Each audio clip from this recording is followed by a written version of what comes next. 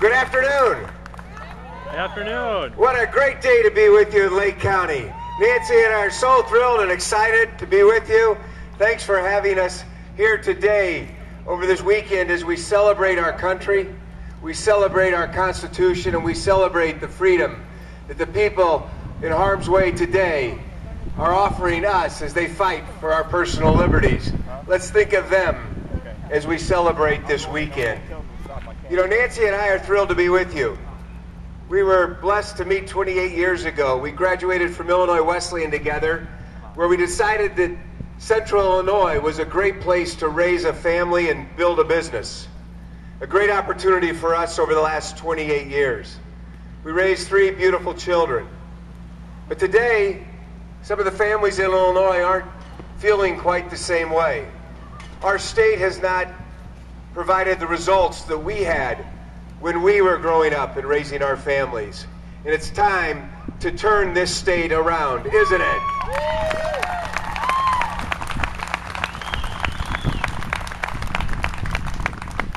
Are we tired of tax increases? Yeah. Are we tired of not paying our bills? Yeah. Are we tired of being the biggest debt state per capita in the nation? Yeah. Are we tired of record unemployment? Yeah. And are we going to change it? Yeah. Yes, we are. We're going to save our state. Save our state. Save our state. You know, I often say if higher taxes and higher fees, more regulation, more litigation, deficits, and debt created jobs, we'd be the #1 job-producing state in the nation. But we're not. And we know what the simple answer is to stop the chatter about tax increases and start talking about reducing the tax burden on the families and businesses of Illinois. It's about cutting spending, no less than a dime on every dollar, like you and your family have done, you and your business have done, and it's time for the state of Illinois to do it as well, isn't it? You see, it doesn't have to be this way. We live in the greatest state in the nation. Yes, the liabilities that Governor Quinn and Governor Blagojevich has encumbered us with are horrifying. $70 billion in unfunded pension obligations, half of which they accumulated over the last 8 years. $20 billion in bonded indebtedness, half of which they saddled us with over the last 8 years.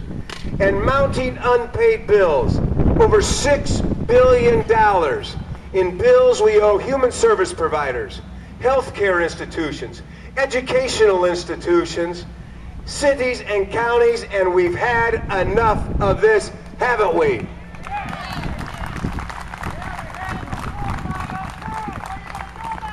We're going to change it. We're going to make Illinois the #1 state in the nation by using the wonderful assets that we have. Yes, those liabilities are horrifying.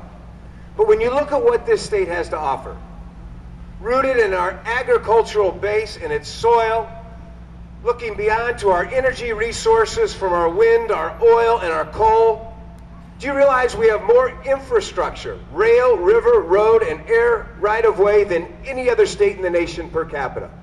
We have the finest healthcare institutions. We have the finest colleges and universities. We have 13 million people. We are the 5th largest state in the nation and the 18th largest economy in this world, ready to go to work if we work with them instead of against them as a government.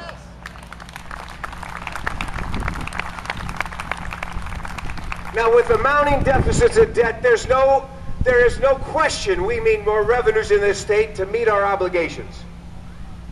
But you know what? Raising tax rates isn't going to cut it. We cannot tax, spend, and borrow like Pat Quinn wants out of this problem. We have to work on bringing jobs back. How do we get revenues? Well, do you realize the 700,000 families and jobs we've lost in the last 8 to 10 years mean over $3 billion in annual revenue?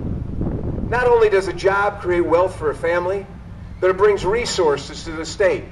Resources that can be used to pay down our deficits and debt, to invest in reducing property tax burden, to make our schools the finest in this nation.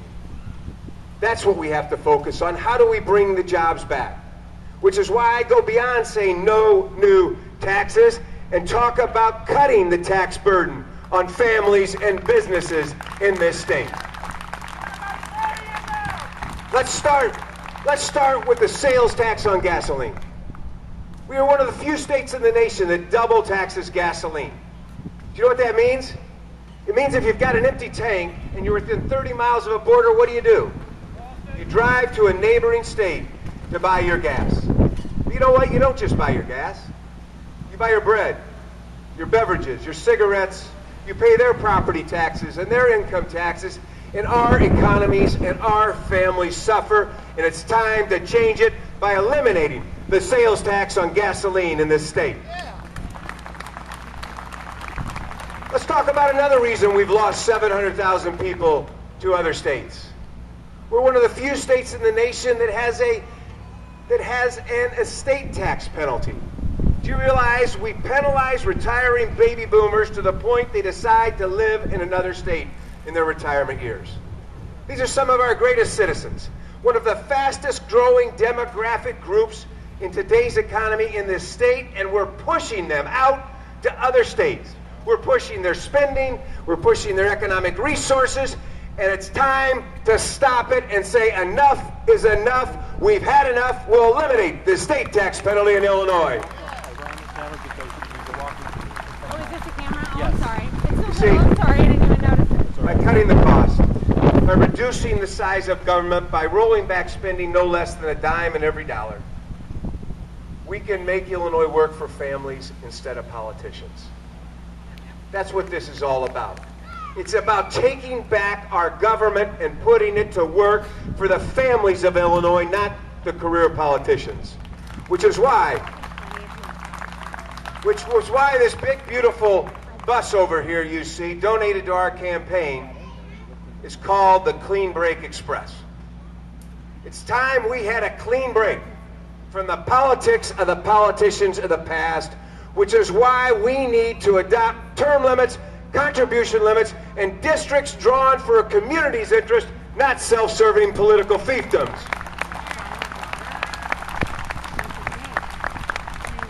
Our message is simple.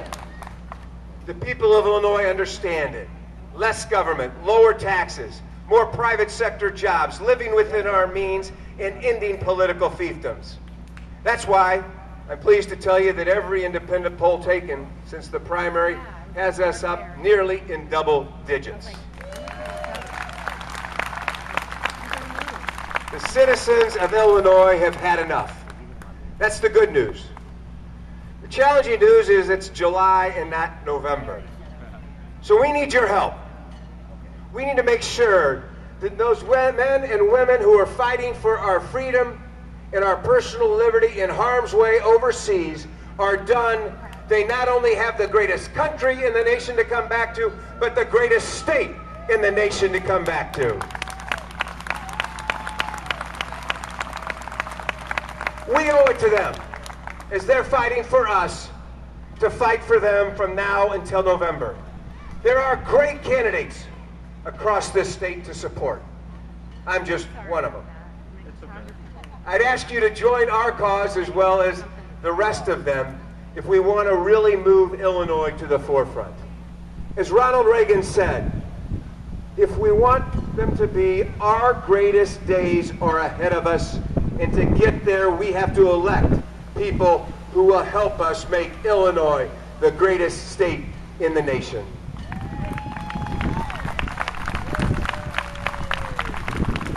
Nancy and I want to thank you for having us here.